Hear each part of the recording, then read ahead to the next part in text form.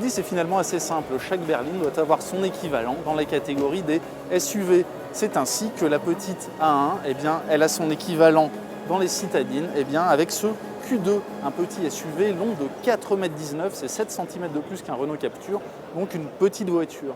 Mais une petite voiture évidemment au standard Audi en termes de qualité de fabrication, de raffinement et d'équipement de série. Une voiture donc très évoluée, évidemment assez chère, à partir de 26 900 € en France. On va aller la voir de plus près ensemble. Et quand je vous parlais de qualité de présentation, alors là évidemment dans cette version haut de gamme, on est servi avec des matériaux incroyables, superbement présentés, une variété au toucher, à l'œil.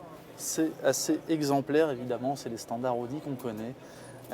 Pour le reste, eh bien, c'est un véhicule assez spacieux, assez lumineux, malgré les surfaces vitrées réduites qui permettent de lui donner une ligne assez sportive.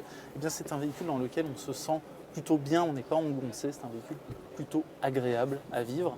Et c'est d'ailleurs ce qui est ressorti de l'essai réalisé par mon confrère Alexandre Bataille il y a quelques semaines et que vous pouvez découvrir en ligne sur Caradisiac.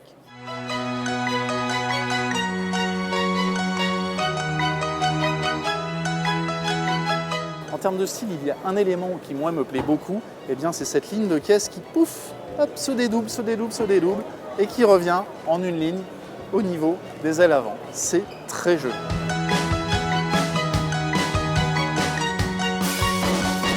Elle est snob, elle est chère, et pourtant, oui, je suis séduit parce que c'est une voiture très joliment présentée, très joliment dessinée. Elle est horriblement chère, on l'a dit, mais franchement, c'est une voiture qui donne envie, elle est bien de son temps. Évidemment, les SUV sont à la mode, ça aide, mais c'est une voiture extrêmement sexy. Voilà, le mot est lâché.